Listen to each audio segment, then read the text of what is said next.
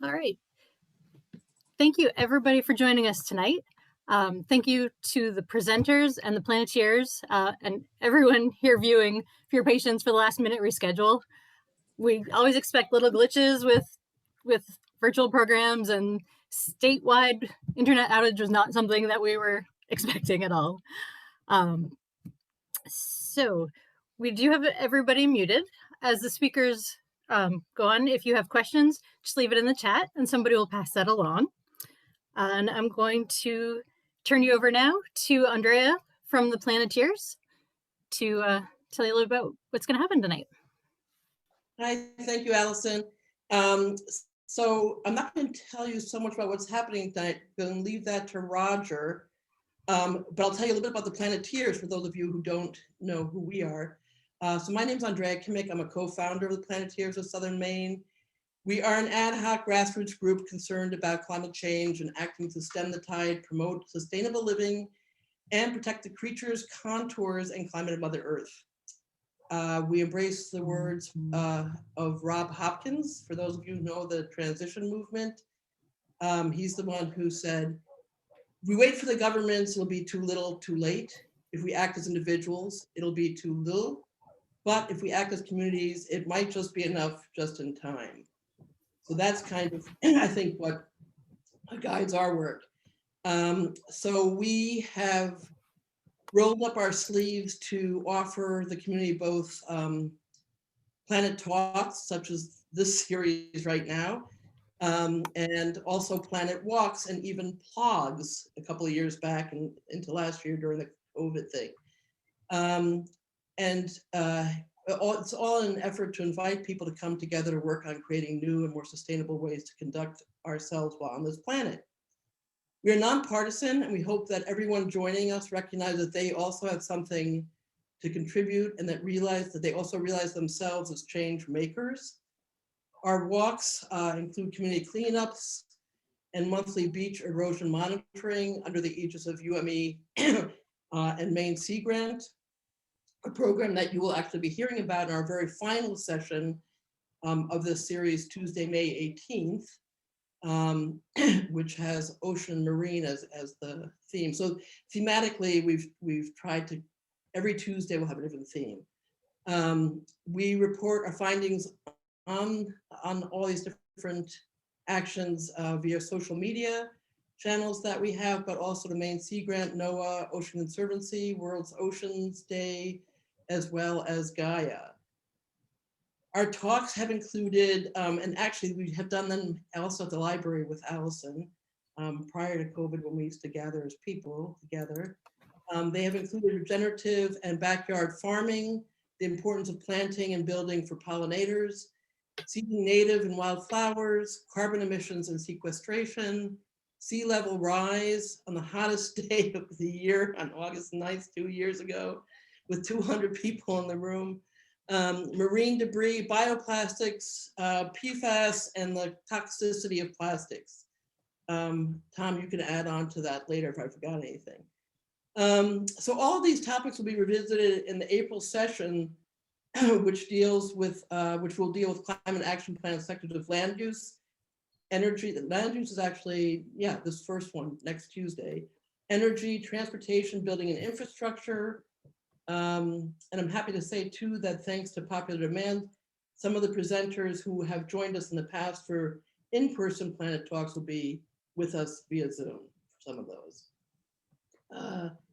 Sometimes we walk and talk. In 2019, prior to COVID, we visited with area restaurants to explore with them their greening practices, specifically at that time deplasticizing, but some waste stream management issues as well. We went to visit with 50 restaurants alone in the Kennebunks. And it was a great experience. We learned that they were themselves having meetings indoors, talking about what they could do and raising all sorts of issues. So we learned as much as they did probably. That effort now, Rachel Carson's wildlife refuge is doing something very similar. They're trying to do a lot with business education, educating businesses around greening practices. So If you go to their website, you can learn more about them. They will be presenting that project May 4th. So that's our penultimate part of our series. Instead of I'm almost done. Instead of organizing a celebration in honor of science and Earth, as we have done in years prior to the pandemic, we are proud, indeed, thrilled to be rolling out this series. And thrilled because we have Maine's Climate Action Plan as a vehicle through which to channel our energies. Thrilled to have so many experts who you'll be hearing from as soon as I get off the screen with us to talk about their work and describing their work and the directions taken. Thrilled to have our library, thank you, Allison, as partner with us on this project. And thrilled to have the rest of you here with us. I recognize a lot of the names who are showing up, so thank you. We hope that you'll find tonight's session meaningful and that you'll join us for subsequent sessions as well. The rest will all be held Tuesdays with borrowing no further blackouts. Also consider, I have to say that if you want to get involved with us Planeteers, please consider doing so. We are all about supporting other people's efforts as much as our own. We're that old-fashioned one for all for one kind of group, and that's the way our governance structures works that way as well. And I think that's it. Oh, yeah, finally, because we are grassroots, we do accept donations. Thanks to Law at Home Trust, they serve as our fiscal sponsor. And we're now able to offer you a really easy means to do that. You can go to the bottom of our website, there's a button, presto, it goes to Law at Home Trust, and Law at Home Trust puts it on our little bank account. So without further ado, Roger, you're up. Well, thank you. Thank you, Andrea. And let me take a cue from you. The All for One, One for All, the Union of Concerned Scientists that I'll introduce in a second, is a member of the Maine Environmental Priorities Coalition.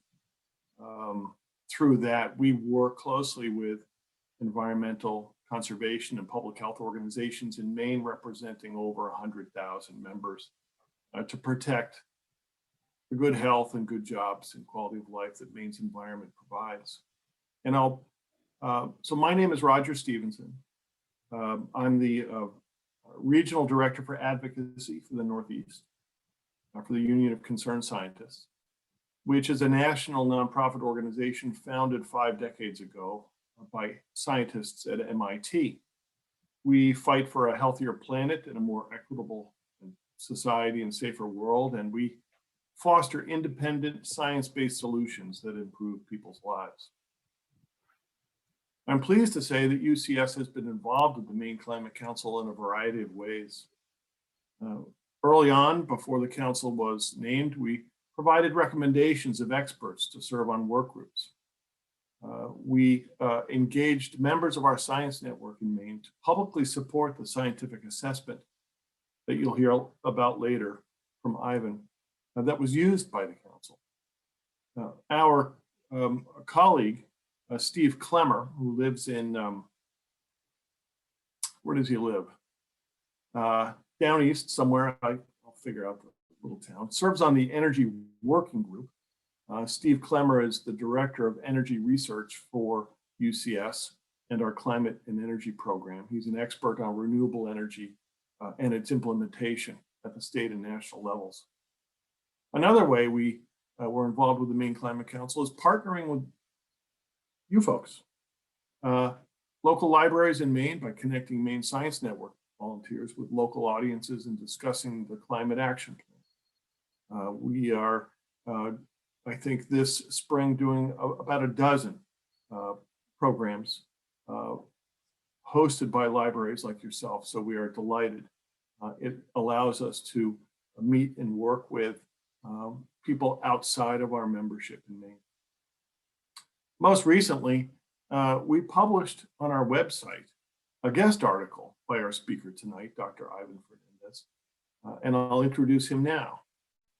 And before I do that, I just want to say that I will, on occasion, look in the chat. I'll be putting links in there for helpful resources.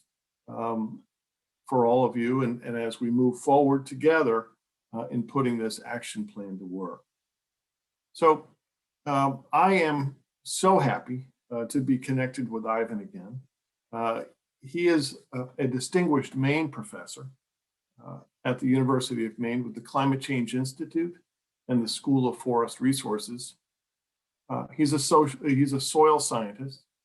His interests are in the biogeochemistry of forest ecosystems and how those ecosystems are reacting to changing chemical and physical climates. Dr. Fernandez co-chaired the Science and Technical Subcommittee of the Maine Climate Council, and that subcommittee delivered the scientific assessment which served as the foundation used by the working groups in their deliberations as they developed their recommendations. Ivan is on the Forest Carbon Task Force now. He is getting deeper and deeper into this Maine Climate Council. That task force on forest carbon is a creation. It's created by one of the recommendations in this climate plan. And the task force is meant to develop a voluntary program for small and medium-sized woodlot owners here in Maine who want to utilize their land for long-term storage of carbon emissions, a process known as carbon sequestration. So I'm delighted to introduce Ivan and welcome him in his remarks. Thank you, Roger. And one of the many joys of being able to participate in these kinds of activities is I get to see you more frequently. And I appreciate that very generous introduction. When you started to say soil, I thought you were going to say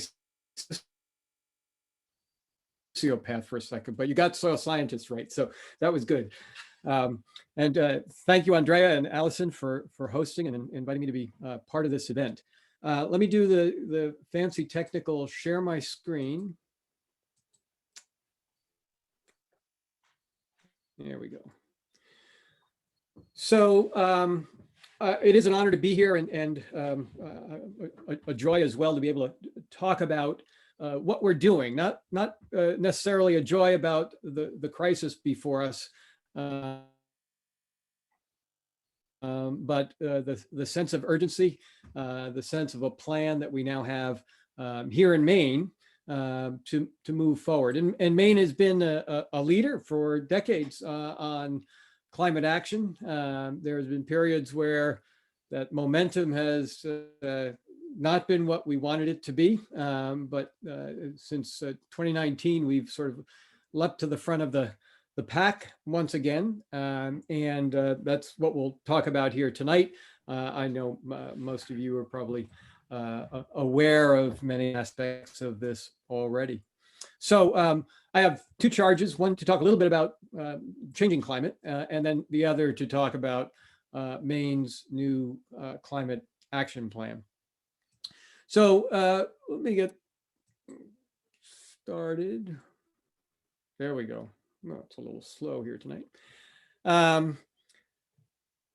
So when we think about climate change, and when some of us, scientists that have been involved in this for decades, 10, 15 years ago, we would talk about climate change, and there were many that took it as an interesting environmental issue that was emerging, much like many others. And of course, it really is not. It's a comprehensive definition of sort of the times we live in. But in the recent past, in the past few years, I think various surveys and polls demonstrate that the vast majority of Americans are quite aware, concerned about climate change. And a lot of that comes from the major events rather than the incremental change that scientists have been talking about for a long time. 2020, of course, just like the year before it, I make one of these slides every year, had a whole host of events. We had millions of acres burn in the West. And incidentally, the drought parameters are lining up for another record year this year, which is obviously not good news.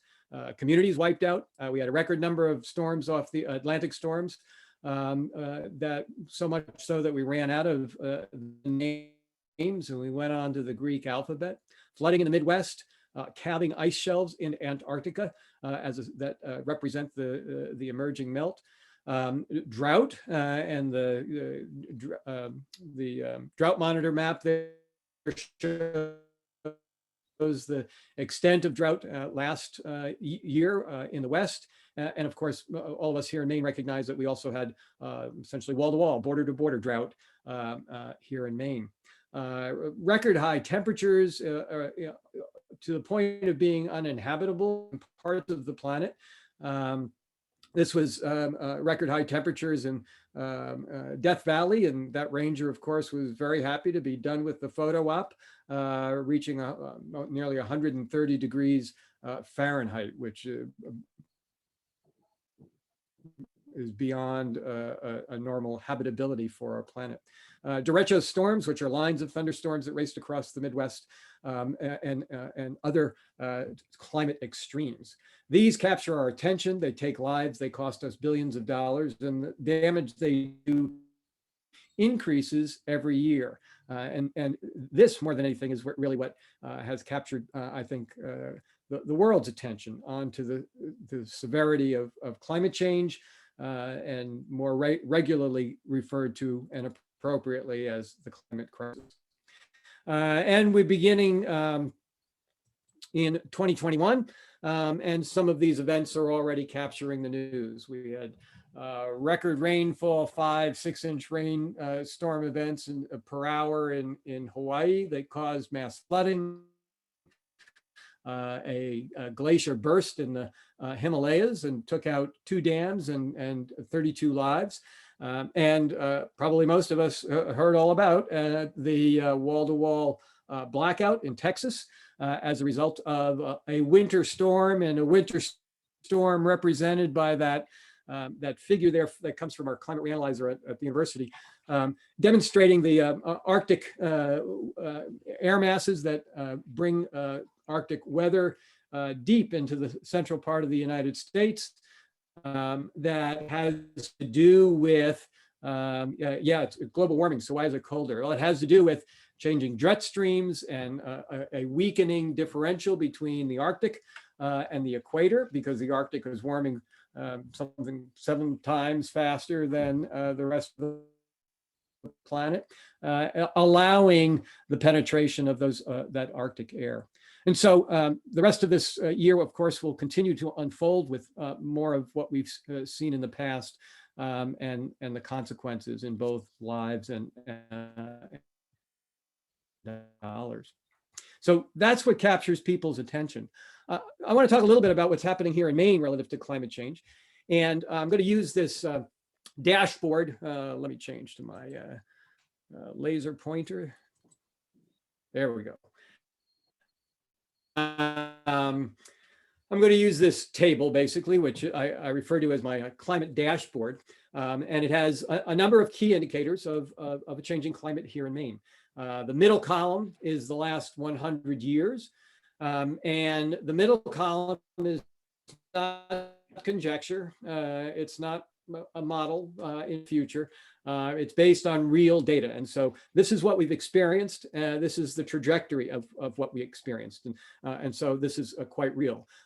This column is by 2050, which is our projections of what will take place in the next several decades. We chose that for these analyses because, we're making decisions about not major bridges and buildings that will last for a century, but vehicles that might last for a few decades that will be affected by the rates of change described in this column. These are modeled, these are conjectures, these are projections based on the historical past. Most of what I'm showing you here comes from these reports, and you can download them from the Climate Change Institute's website at the University of Maine. The first one is the 2009 Maine's Climate Future. And we did this because these were the first times that we had done a state level climate assessment.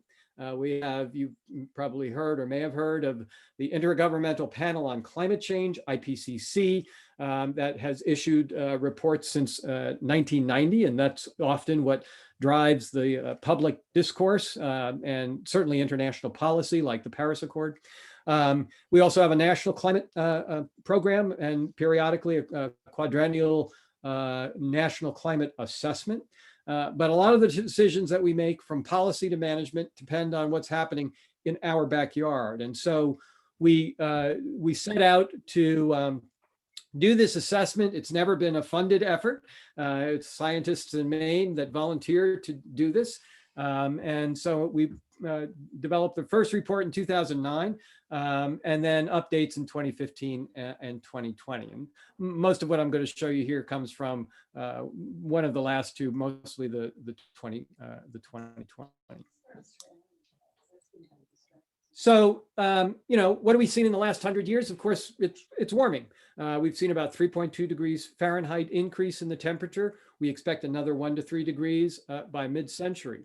That warming brings with it an increased warm season, an increased growing season, a decreased frozen season, a decreased winter, lots of terminology around the shift that's taking place in the characteristics of the seasonality of Maine and throughout the Northeast. This figure here shows the actual trace annual means over time, and it's a really noisy figure. So, from one year to the next, certainly it can get colder, and then it can get warmer, and then it can get colder again.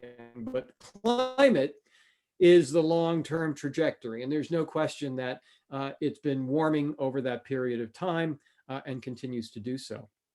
High heat index days, it's really not one of the typical dashboard elements that I have, but it's particularly important for human health. We react as humans to the heat index, which is a combination of the temperature and the humidity. Maine is vacation land, and so we don't have a lot of high heat index days historically here in Maine. But we have a lot more planned or expected in the future. And there are some applications that the Union of Concerned Scientists have that you can take a look at the kinds of increases that may take place under different scenarios and choices that we make going forward in that kind of a metric. Precipitation is increased. Scientists have always said precipitation would increase for as long as I've been doing this, which is a fair amount of time now. But precipitation increases in Maine since 2000 have been profound, and nothing else that is the precipitation that has changed people's minds, I think, in Maine relative to the reality of a changing climate and the consequences of the changing climate that we're experiencing. We're getting 15% more rain in the last 100 years. A lot of that increase came in the last 2 decades, and we expect that to continue, 5 to 10% more by 2050. And equally important, all size events have increased in their frequency. 1 inch, 2 inch rain, 3 inch rain, but the biggest events, 4 inch, 3 and 4 inch rain events, occasionally a 5, are what has increased the most. And those have a spill event has profound impacts. This is where we're washing out roads and culverts, and we're washing away farm fields through erosion. So the precipitation has been a really important indicator of change. We've experienced less snow, about 7% over the last century, and we expect to experience a lot less snow going forward. This map on the side here is roughly the 3 formal climate divisions in Maine: coastal, central, and northern. And the figures on it are showing you the anticipated loss of snow, and there's lots of different measures we could use for snow. And so this is a snowfall metric that we used for this figure. And it shows that we're going to get a lot more loss of character of winter and snow along coastal regions. a little bit less in the central and a little bit less in the interior. Of course, here is the heart of winter skiing and recreation and snowmobiling. And so 20% here is pretty profound. 40% is the number is really high along the coast, because the closer you get to 32 degrees, that's 32 degrees Fahrenheit. That's where it's either going to freeze or melt. Coastal zones already warmer. I think we all recognize we don't get as much snow. It doesn't last as long in the coastal region. And so a little bit of increase is going to put a lot more of that zone on average over 32 degrees, making more of the snow precipitation. And so that's why the differential across the state. Ocean temperature is warming. I'm guessing most on this webinar this evening have heard that the Gulf of Maine is warming faster than 99% of the world's oceans. That statistic may waffle a little bit as we go forward with new data and more data, but nevertheless, our Gulf of Maine is warming really fast, and it's having profound impacts on particularly the fisheries and the ecology of that system, coastal communities, and we expect that to continue.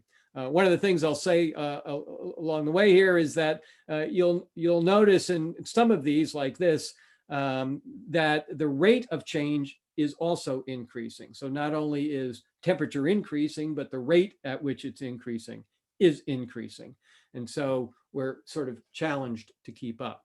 And then, of course, we could have just focused on sea level rise as a singular crisis, because Maine's got something like 3,500 miles of coast, 5,000 if you count the islands, and so we've got a lot of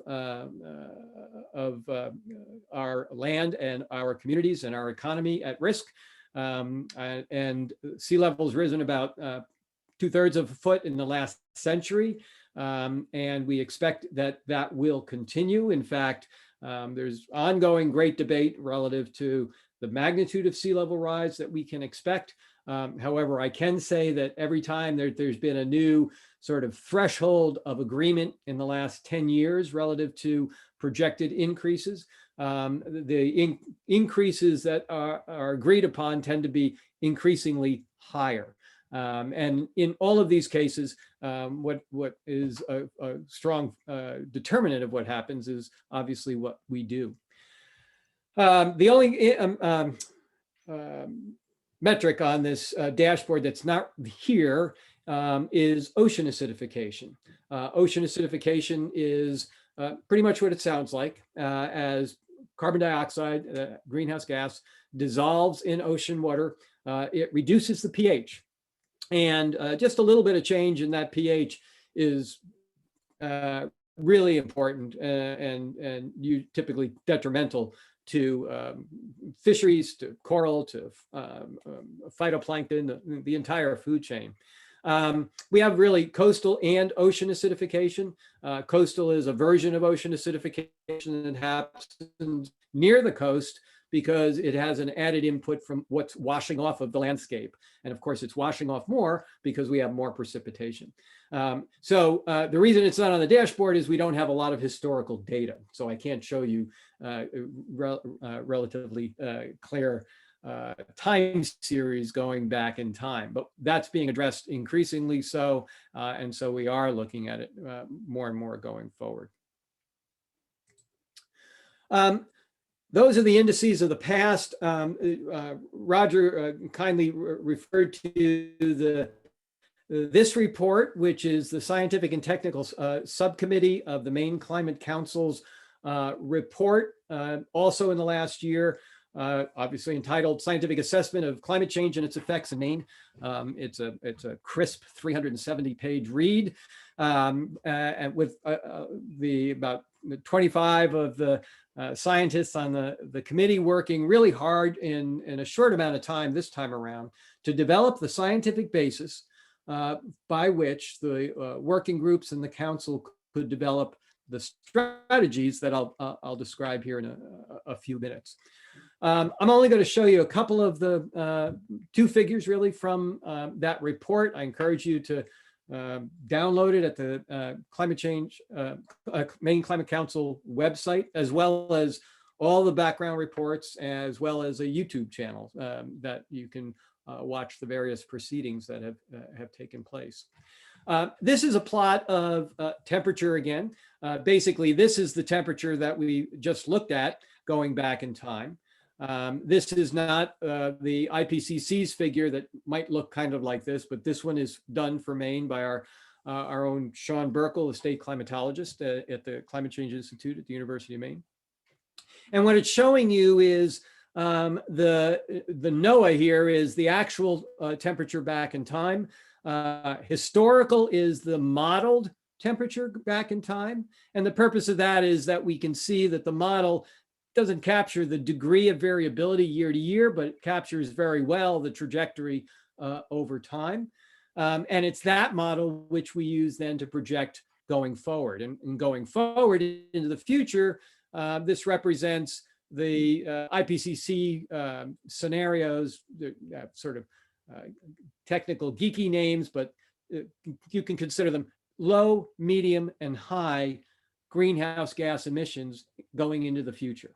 And so as we look at this, we can see that if we adopt the lower trajectory, lowest trajectory of the ones that are modeled, by mid-century, it's worth noting that up until about 2050, they don't diverge a lot. After 2050, they diverge a lot. And it determined by what we're doing now, between now and 2050. And so we see on the lowest trajectory, we flatten the curve, and we know a lot about that now. And the medium trajectory, closer to what is committed for Paris, we come somewhere in the middle. And then the highest trajectory is, there's debate about the suitability of using this phrase, but pretty much it's business as usual. It's the trajectory that we're on now. And that trajectory gives us up to 10 degrees Fahrenheit additional warming by the end of the century. So we're likely to warm between 1 and 4 degrees Fahrenheit by 2050, as already indicated, and potentially a lot more by the end of the century, all depending on what we do. And so if we dramatically reduce greenhouse gas emissions starting today, we can follow a trajectory on the lower curve. If we do nothing, we're going to be following the trajectory on the higher curve. It doesn't even show. The other plot I'll show you is future sea level rise. And this was they were all important. This was a particularly important finding from the Scientific and Technical Subcommittee because it was called for in the legislation that created the Maine Climate Council. And what we're seeing here is, again, various scenarios of future sea level rise, depending on what we do. And the STS stands for Scientific and Technical Subcommittee, recommended to the council that we manage for 1.5 feet of relative sea level rise by 2050 and 3.9 feet by 2100. We manage for that, which is sort of saying, plan on it. This is what we're going to experience with a high probability. We also said that the STS recommended the council prepare to manage for roughly twice that or more, 3 feet by 2050 or 8.8 feet by 2100. Prepare for refers to something that doesn't have as high a probability, but is much more devastating. And so if you're making long-term investments, for example, on infrastructure that are going to be around, and that level of sea level rise would be devastating, then now's the time to think about incorporating that possibility into how you plan and manage in that context. So we've seen lots of change in Maine with more coming. Does it matter? Of course. We talk a lot in climate change science circles around adaptation and mitigation.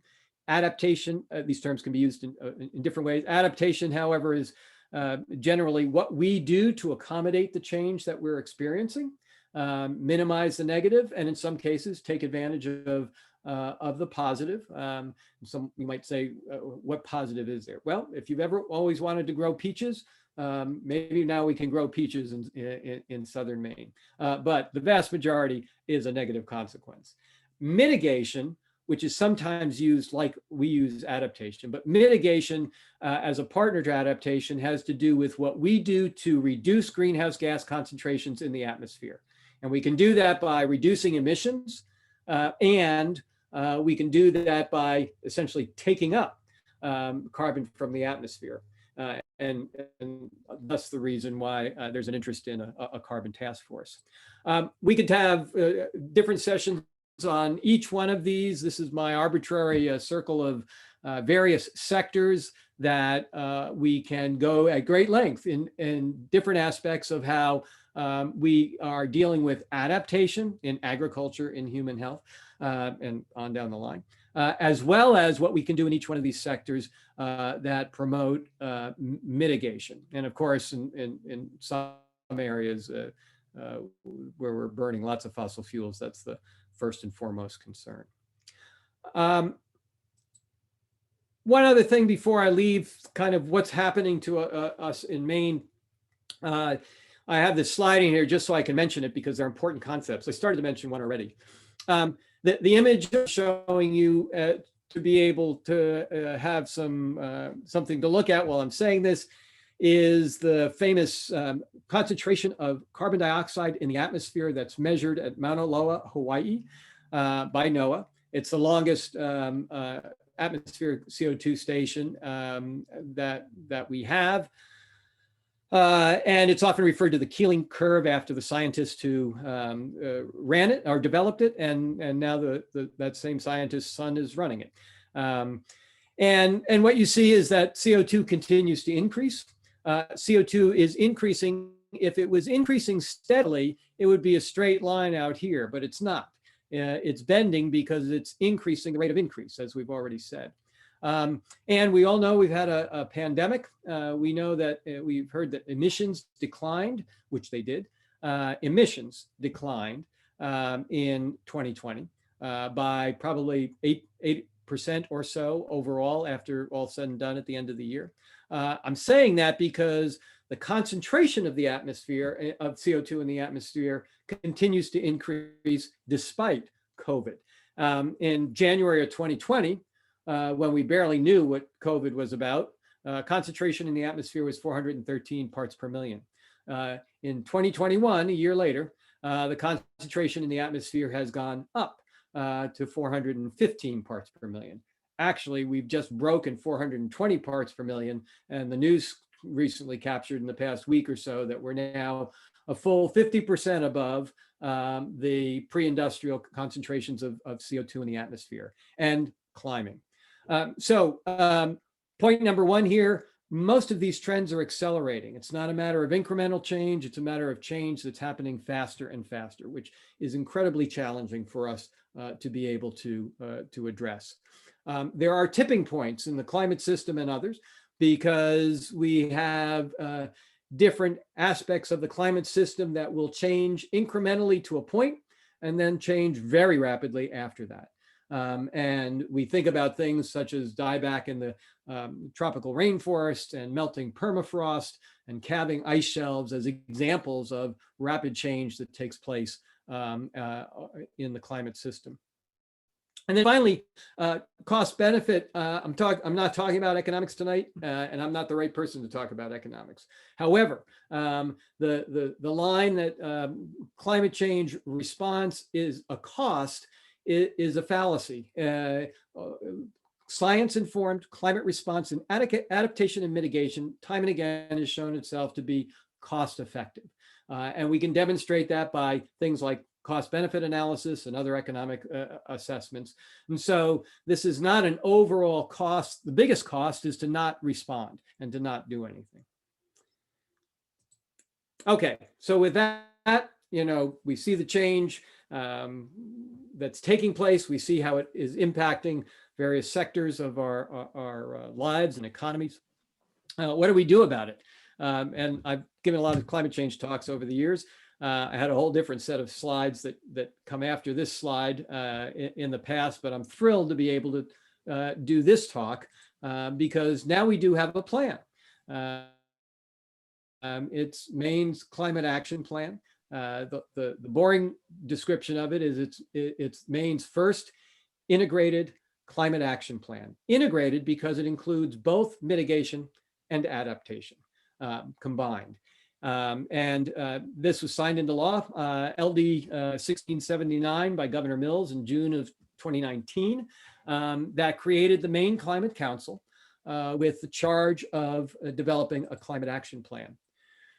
The Maine Climate Council is sort of diagrammed by this org chart here. Where's my little, I can't find it here.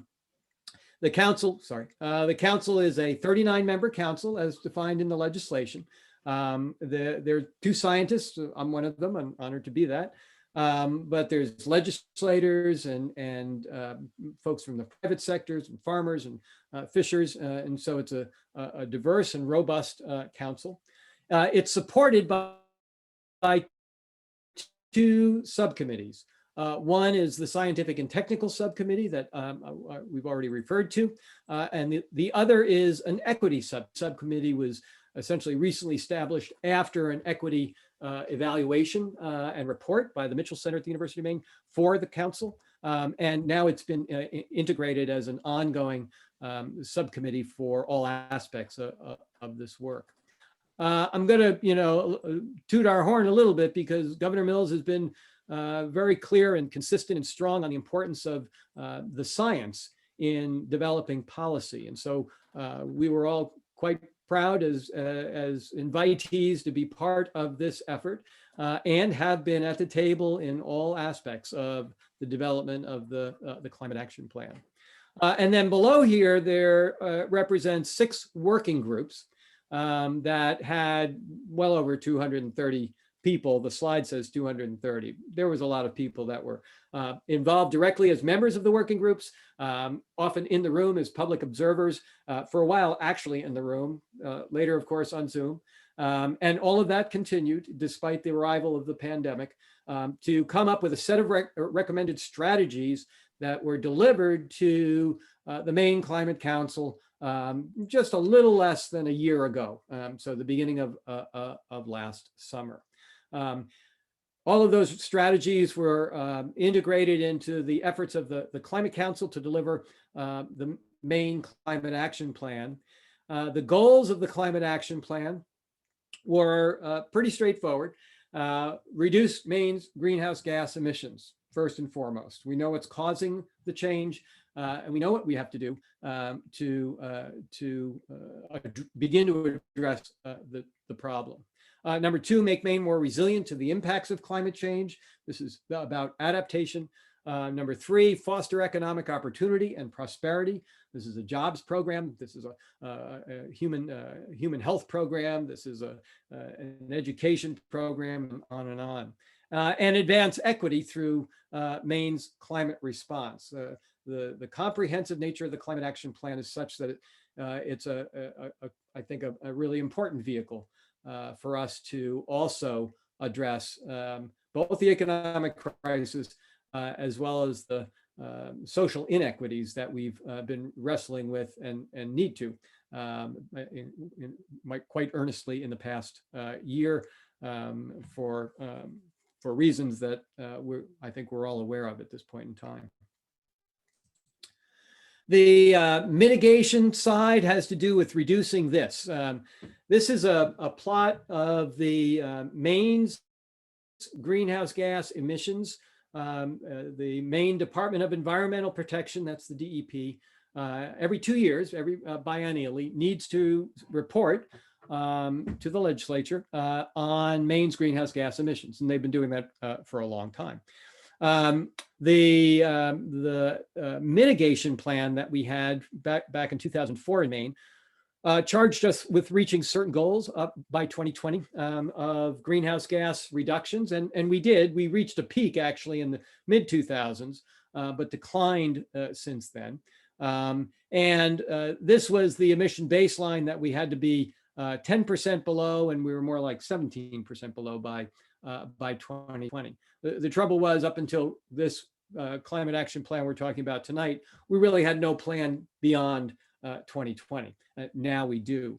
And the governor's or the climate action plan has targeted us to reduce Maine greenhouse gas emissions, gross greenhouse gas emissions, meaning the total amount that's emitted needs to be reduced 45% by 2030, 80% by 2050. In addition, the governor, in front of the United Nations General Assembly, presented based on her executive order, the goal that Maine will be carbon neutral. And so why I emphasized gross before is this isn't gross. This is the balance between what we emit and what we take up. And when they come close together, or when they're the same, we're carbon neutral. And so we also have the goal of being carbon neutral by 2045. So what's in the climate action plan? And I'll take the last few minutes of my time to quickly walk us through that. There's 8 strategies that are presented in the Maine Climate Action Plan. They encompass essentially all of the recommendations of the strategies of the working groups, but they've been restructured into 8 rather than the many strategies that came out of that really rich effort. And the first 3 have to do with mitigation primarily. Strategy A, embrace the future of transportation in Maine. Why? Because 54% of Maine's greenhouse gases are from transportation. And so this is the first and foremost challenge. The plan seeks to accelerate Maine's transition to electric vehicles. You're going to hear the word EV, or the expression or acronym EV, a lot, because we're on a glide path to a pretty rapid transition for EVs and the development of that technology. She wants to put, or the plan wants to put 41,000 light duty EVs on the road in Maine by 2025, so just a couple of years away, and 219,000 by 2030. We want to increase fuel efficiency and alternative fuels, supporting federal fuel standards and using things like biodiesel in heavy vehicles, and reduce vehicle miles traveled. VMT is a techie abbreviation for vehicle miles traveled. That simply means how much we need to use our vehicles, which we do a lot in a rural state. But we know we can do that. We can make improvements there with things like we're using tonight, Zoom, remote work policies, improved public transportation, and other endeavors. Strategy B is modernize Maine's buildings with energy efficient, smart, and cost-effective homes and businesses. Buildings, heating, cooling, and lighting account for 30% of Maine's greenhouse gas emissions. And so between transportation and buildings, we've got 80% of Maine's gross greenhouse gas emissions. We want to transition to cleaner heating and cooling systems. Maine has really already been a leader on installation of heat pumps. With the goal from the plan is to have 145,000 heat pumps installed in Maine by 2045. Accelerate the efficiency improvements in existing buildings by doubling the pace of home weatherization. Advance the design and construction of new buildings with a zero carbon emission code for construction in Maine by 2035. Promote climate-friendly building products, particularly those from forest products, where a lot of advances are being made, and a lot of that's happening here at the University of Maine. Promote climate-friendly I said that already. Lead by example in publicly funded buildings. Invest in renewable fuel standards for heating fuels, and replace hydrofluorocarbons, which is used in refrigeration. They're very powerful human-made chemicals, and we already have legislation in Augusta this year that hopefully begins to address that in a major way. Strategy C, grow Maine's clean energy economy and the industrial sectors through clean energy innovation. We do this by, we will ensure adequate, affordable, clean energy supply by achieving 80% of our power supply from renewables by 2030 and 100% by 2050. She will initiate a stakeholder process to transform Maine's electric power sector that's managed by the Governor's Office of Energy and the Maine Public Utilities Commission. Accelerate emissions reductions in industrial uses and processes, and establish an industrial task force to work towards that goal, and encourage highly efficient combined heat and power facilities. And some of you may know the lingo there, that's CHP for combined heat and power, which is a quite energy efficient way to utilize fuels. Strategy D, grow Maine's clean energy economy, protect our natural resource industries. We do this by taking advantage of market, I'm getting too fast here, sorry. Taking advantage of market opportunities that are available, notably in renewable energy and in forest bioproducts. We want to promote clean energy jobs. The governor wants to double the number of clean energy jobs in Maine by, increase it 30,000 by 2030, excuse me. Strategy E is really focused on farms and forests and our natural waters. The plan has the goal of protecting natural working lands by increasing the amount of conservation land in Maine. It's roughly around 20% now. We want to increase it to 30% by 2030. This has become essentially a national mantra, 30 by 30, relative to enhancing conservation. That doesn't mean they're out of commission and they're not contributing, they're not working lands, but it does mean they're protected from development and all of the carbon resources that they represent. Plan wants to develop new incentives to increase carbon storage. And as you've already heard, Governor Mills signed an executive order that created a carbon task force, and we've been already meeting regularly with recommendations due rather quickly in September for the development of that plan. Expand outreach to offer information and technical assistance on how we respond to climate, how to implement the various aspects of this plan.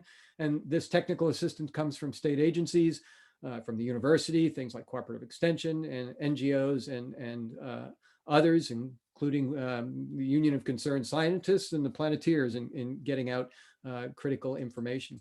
And enhance monitoring and data collection to guide the decisions. This is really a big item, and to develop a coordinating hub for this by 2024. We really can't measure or see progress in anything that we can't manage or see progress in anything that we really can't measure. And so it's essential that we improve and enhance our capacity for monitoring. Strategy F, build healthy and resilient communities. Provide state support for communities to be proactive about understanding, planning, and acting to reduce their risk from climate change. Empower local and regional community resilience efforts through technical and fiscal resources. Adopt the sea level rise projections that you already heard about into policy and planning.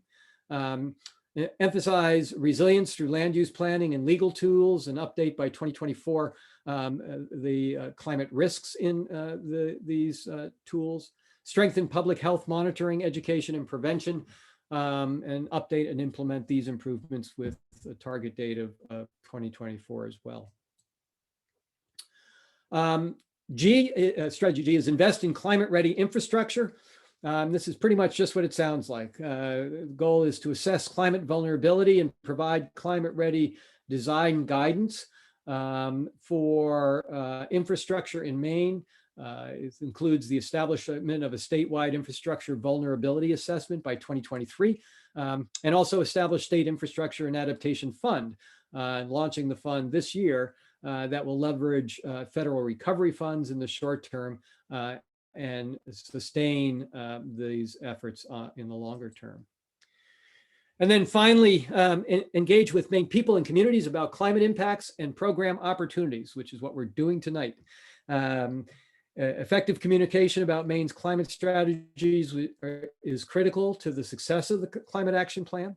And this particular strategy includes highlighting leadership in climate innovations that can help people better understand the challenges, opportunities, and help students both learn about climate change and gain the necessary training to be the workforce of tomorrow. And this happens by raising awareness around these impacts, increasing education, the development of a Maine Climate Corps, which is already in debate in the legislature, and have that in place by 2023, and recognize climate leadership in organizations and businesses with Governor's Leadership Council beginning in again this year. So those are the 8 strategies that, with a lot more detail that I didn't go over here tonight, but giving you sort of the highlights of what they represent. They're extremely comprehensive. This is a transformational time on our planet and certainly here in Maine, but we have a plan on how to do this and move forward during this period of time. Just wrap up the long-term next steps. The Maine Climate Council and all of the infrastructure that you saw there is an ongoing entity. The council meets quarterly. It's developing metrics for reporting progress in all of this that we've described and more. The Maine DEP will continue to issue its biennial greenhouse gas emission reports. The next report will also include additional information that we haven't seen in the past that speaks directly to some of the goals of the Climate Action Plan, like carbon neutrality by 2045. The working groups and subcommittees meet at least twice a year, and each of them have an agenda of activities that help, number 1, implement the existing plan, and number 2, we're already beginning the discussion and planning for 2024 because the Climate Action Plan is updated every 4 years. And so we're really just beginning the long-term process. Ongoing processes are taking place, of course, in the legislature with stakeholders and various policy levers of government. I'm often asked, what can I do about climate change in various settings? And I have various answers depending on the settings to some extent, but they all revolve around the same theme. Often I'll say vote, because how we express our concerns as citizens through both communicating with legislators and voting, it has profound impacts on our ability to move forward relative to climate change. And we've seen that going in both directions, certainly in recent decades, but we don't have any more time to waste. We want to stay informed, so go to the websites that we've mentioned tonight. Speak to your legislators, get involved with your communities. A lot of communities are quite active in climate responses and resiliency and greenhouse gas inventories. We all can consider our personal choices for transportation, for food, how we use energy, and provide feedback to the Climate Council, to the various committees, to your legislators, and so that everyone's voice can be heard, because that's so critical for all age groups. And I can't see everyone on the screen right now, so I can't say for sure, but I was on a webinar earlier today with youth, high school students, and that generation is more passionate than all of us in this room, I guarantee you.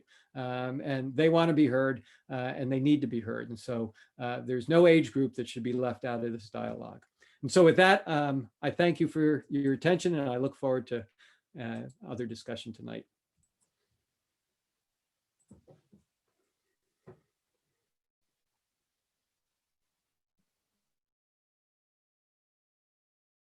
So can I pose a question that one of the audience members, Cliff Babkirk, has a question for Ivan? Yeah, Tom?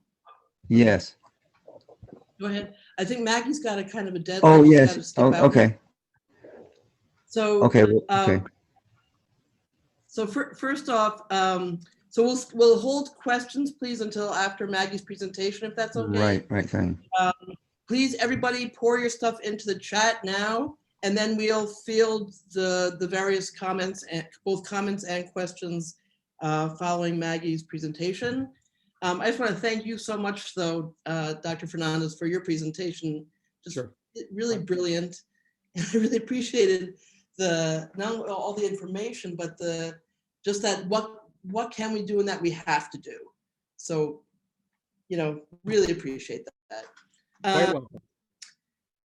So our next speaker, Maggie Bartenhagen. Maggie moved here to Kennebunk from Halifax, Vermont about 5 years ago. She was on the executive board of the 27-town Wyndham Regional Planning Commission there, based in Brattleboro. Maggie was an active participant in successful citizen-led effort to prevent mining development in a local conservation district. And since 2016, we've been happy to have her here as an active member of the Kennebunk Energy Efficiency Advisory Committee, where she has recently been named vice chair. Congratulations, Maggie.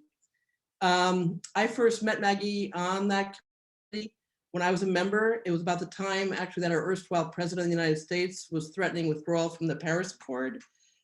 And at that point, we discussed the need to push our town of Kennebunk to sign on with the then, I think it was like 350, 370 mayors across the country who were calling themselves the climate mayors, pledging to honor carbon emissions goals set by the Paris deal in their own cities.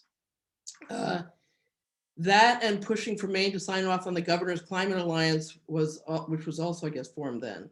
After significant research and remembering that Kennebunk had signed off on the US Conference of Mayors for Climate Protection Agreement 10 years earlier, Maggie proposed we focus our attention on the Global Covenant of Mayors for Climate Action.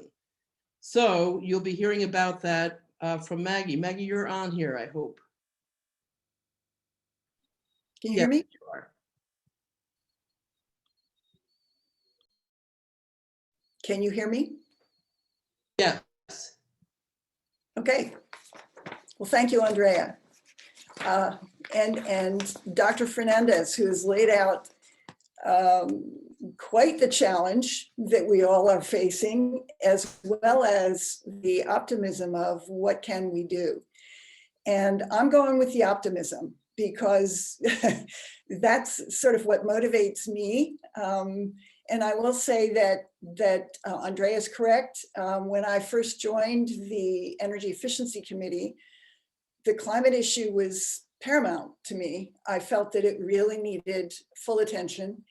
And so I volunteered to do a deep dive into the research nationally as to what entities, what organizations were working on this issue, so that we could really maybe zero in on one or two that might make sense for us to move forward here in Kennebunk.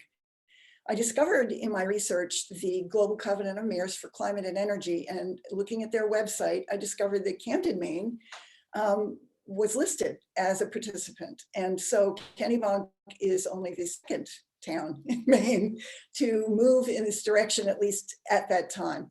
I then, through a few phone calls and made connection with the science teacher in Camden, who had led this effort in her community. And we used her model here in Kennebunk, and I will share that model with you as we went forward. So in the summer of 2018, the Energy Efficiency Advisory Committee of the town of Kennebunk petitioned the select board to sign a letter of commitment to the Global Covenant of Mayors for Climate and Energy. And the Global Covenant of Mayors, or GCOM, is an international alliance of cities and local governments with a shared long-term vision of promoting and supporting voluntary action to combat climate change and move to a low-emission, resilient society. And as of 2021, the GCOM was working with 10,000, almost 10,600 cities across the globe. And put another way, that translates to over 900 million people.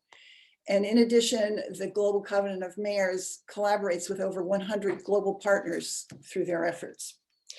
So by agreeing to join the Global Covenant of Mayors on the town's behalf, the select board committed to participate in a 3-step program. The initial step being the development, as Dr. Fernandez had mentioned in his slides, of a municipal greenhouse gas emissions inventory. The second and third steps would be the development of a climate action plan. And then the third step, of course, would be the implementation of the recommendations from such a plan. In 2019, the chair of our committee, Sharon Stas, reached out to the new school. And this is where the model of the Camden effort came into play, because they had also used high school students to move forward in their data collection and gathering of greenhouse gas emissions data to create an inventory. We have the new school here in Kennebunk, which is an innovative co-educational private high school on York Street in Kennebunk. And so Sharon and I approached the school to see if the students might be interested in collaborating on a greenhouse gas emissions inventory for the town. And the faculty, the students, and the school officials were enthusiastic. So we had a big yes from them. We were thrilled because this meant real people power. And it was also really exciting because, as Dr. Fernandez mentioned, these youth, many of them were not feeling very optimistic about their future. And to give them a task like this, to see them light up and engage, because this was something you really, really cared about. They not only learned how to collect data with our assistance, but how to input it into a technical program, a computer program. And they made several presentations before our select board. They were high and we were thrilled. So it was really exciting. Then through 2019 and 20, the EEC, or the Energy Efficiency Committee, worked with those students and faculty members, Allison Muir and Brad Lopes, to collect and record energy consumption data from many departments of our town government here in Kennebunk, such as vehicle fuel and facility electrical and heating information for the fire department, the sewer district, public works, and town hall, along with data from the state on its estimates, because they only have estimates for each town. It's my understanding at this point in time, or at least then, for in-town fuel consumption for transportation and residential energy usage. Sharon and I met with multiple heads of departments in Kennebunk to familiarize them with the work of the GCOM, including an invitation to participate in this effort by working with us to provide the necessary data from their operations, as I mentioned earlier. We found the vast majority of these people were interested and curious and generally eager to assist in whatever way they could. So that was really encouraging. And along with the faculty and students working on the greenhouse gas emissions inventory, we participated in several field trips arranged by these department heads to tour facilities like the fire department, public works, and sewer district. And these experiences provided the students and those of us adults who had never before had an insider's peek, if you will, at these facilities, really a fascinating look at local government operations. Then in the summer of 2020, our committee worked with the University of New Hampshire to engage Alec Golkovich, who is a rising graduate student in engineering and environmental studies at UNH, in a summer fellowship to organize all of the data that the students and faculty at the new school had gathered and begun inputting. He sort of pulled it all together and created a detailed report for the town with the help of our committee. The new school and representatives of the International Coalition for Local Government Initiative, it's a real mouthful, but we shorten it to ICLEI. And ICLEI is the GCOM's liaison, providing local government support and direction, technical support and direction. This greenhouse gas emissions inventory has since been assessed and recorded by ICLEI to guide the development of a climate action plan by the town, which is, I mentioned earlier, the next step in this 3-year commitment.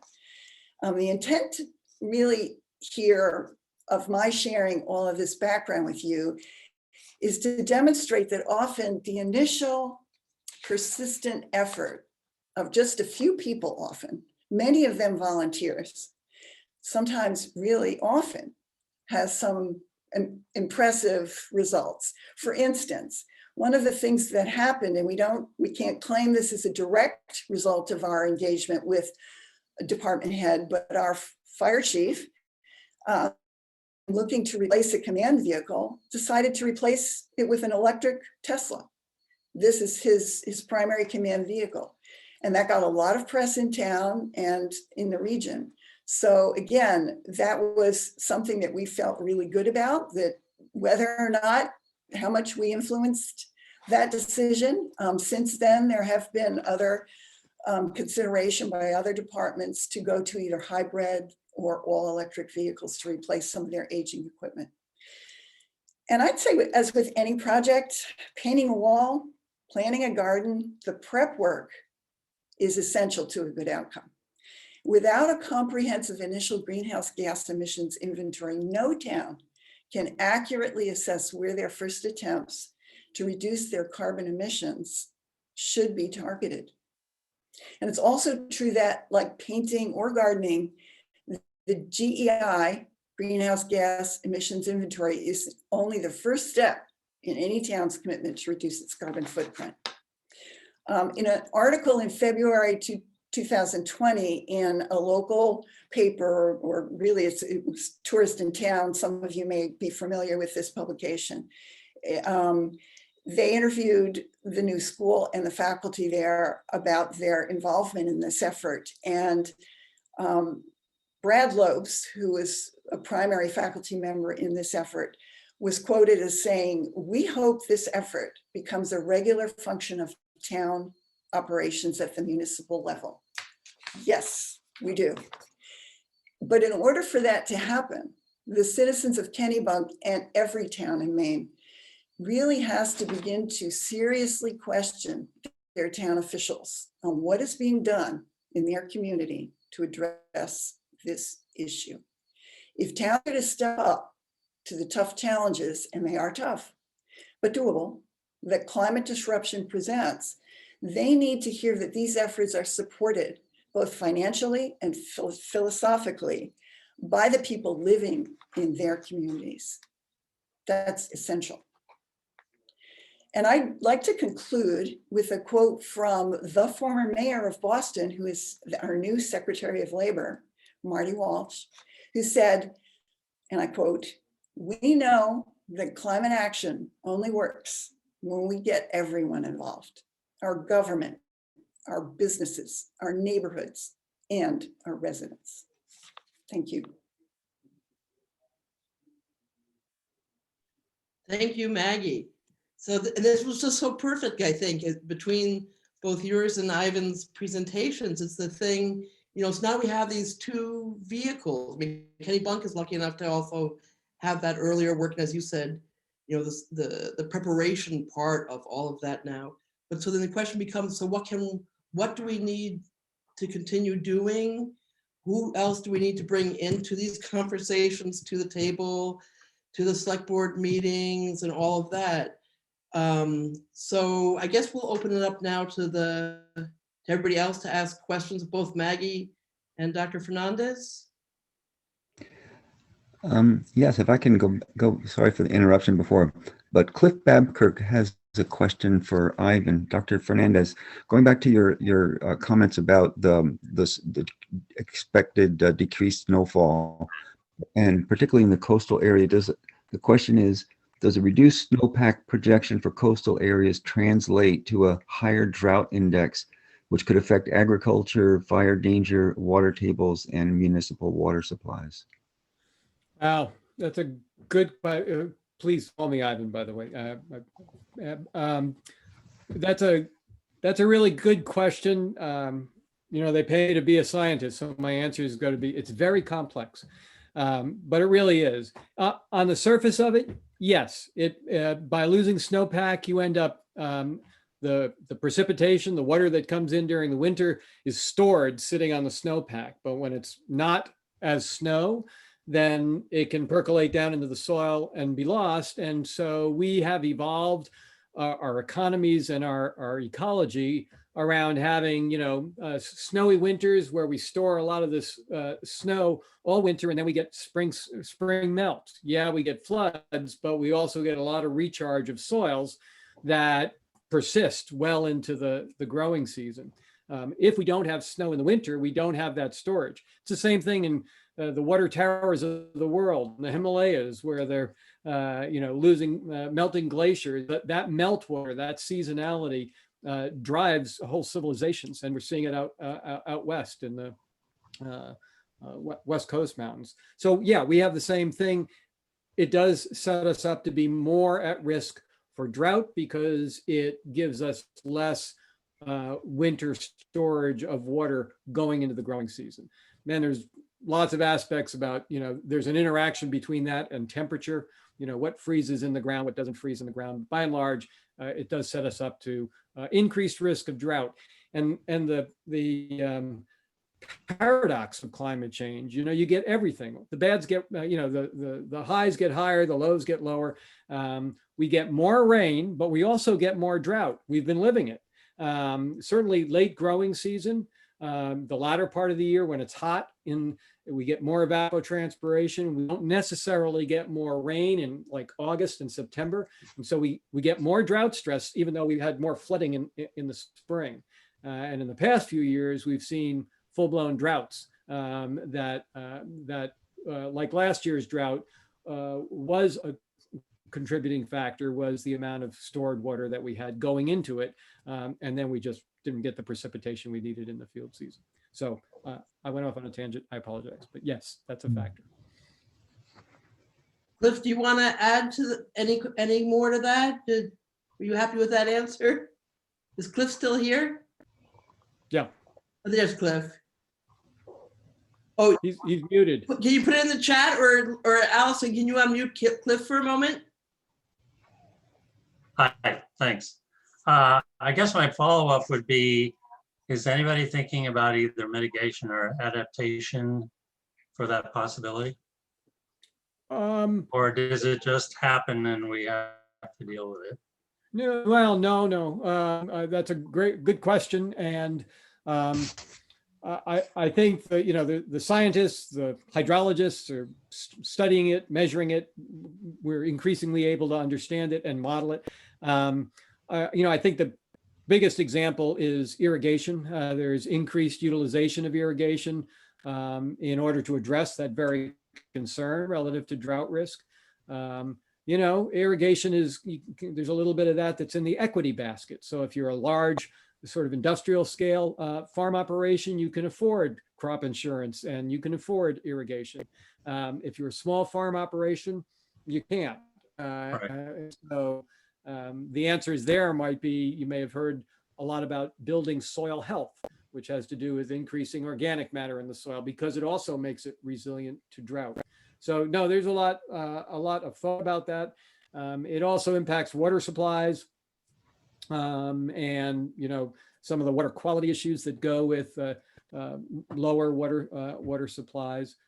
So yes, there's much more to be done, as well as understanding drought. When you talk to the drought specialists, it's really there's 50 indices of drought depending on how you want to use it. And so, but there's a lot of activity around drought, and since 2016, we've had increased incidence of what we call soil moisture deficit. To be technically a full-blown drought, there's agricultural drought, there's hydrologic drought, there's meteorological drought, and so that there's three different ways to talk about it technically.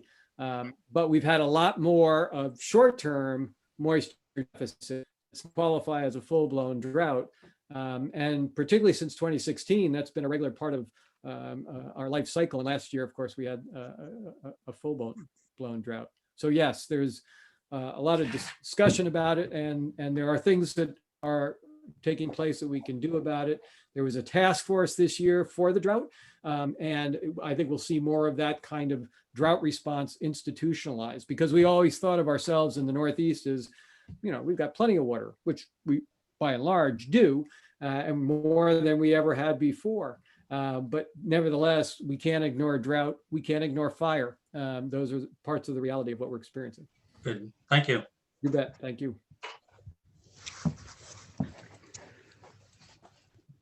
I guess I have a question, Ivan. Since I know that the climate action plan that's been developed is centered on Maine, and it's such a wealth of information. People have done so much incredibly detailed work. I'm wondering if Senators Collins and King, since they're both on the Senate, the Climate Solutions Caucus, if they've sought to consult with you folks, because it's such a resource. And I'm just wondering if they've contacted you. So I'm going to say this with great affection and a touch of humor. That's probably above my pay grade. So yes, I think certainly people like Director Pingree and Commissioner Lozum, who are the co-chairs of our Climate Council, other members of state government have, without question, been in communication with the delegation a lot. I'm not sort of in the room for those kinds of discussions.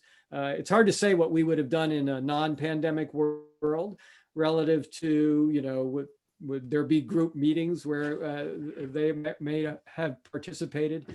In the Zoom world, there has been certainly lots of interactions. So I think there's a really close connection there. I think a lot of what's happening relative to the recovery funds and the plans for infrastructure going forward are a really important topic that there's lots of exchange on how that will impact our implementation at the state level of these plans. And then there's sort of interstate groups. Probably the most, what I think of the most is the U.S. Climate Alliance, which even before the presidential election was an amalgamation of states. We were the 22nd state. Governor Mills signed us up. I think there's 25 in that consortium now. And so a lot of things happen by that collaborative entity at the state level that also engages with the delegation. So yes. Thank you. There's another question from Linda Thopoulos, but I think she just skipped out. She was wondering, has anyone had a chance to evaluate Bill Gates's proposal to put chalk in the stratosphere to help cool the planet as a mitigation strategy? Don't all jump on that at once. Yeah, I haven't. That's sort of not within the realm of the work that the council has done. That kind of engineered climate response has been around in the scientific community for quite a while now, and it's receiving even more heightened attention from my understanding and readings on what's happening. And I think there's a future world where we don't do what we need to do, and we're going to need even those kinds of measures. But we haven't been that perfect in our management of engineering our planet to date. And it scares the heck out of me to think of us using those approaches as a solution.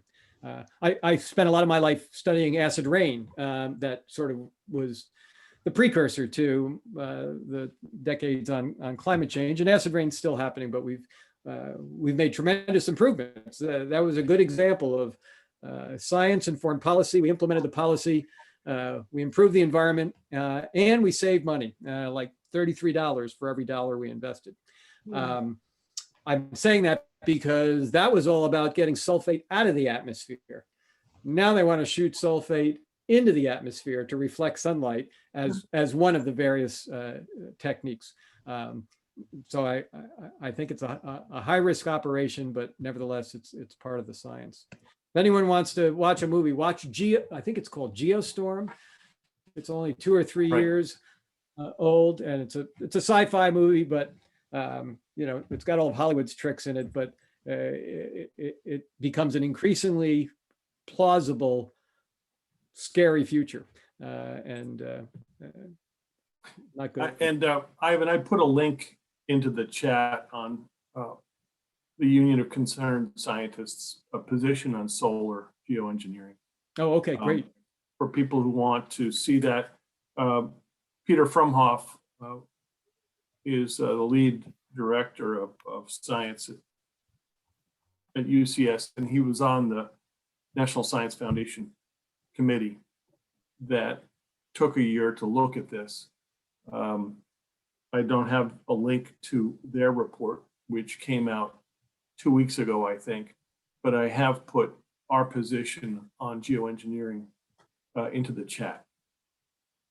Yeah, I meant to thank you, Roger, for putting all those different resources up there for the chat. For those of you who didn't go in there yet, feel free to copy and paste them into your notes before Allison cuts us off. A lot of good links that Roger put up. Yes, thank you, Roger, for doing that. It's very helpful. Any Did we final? have any?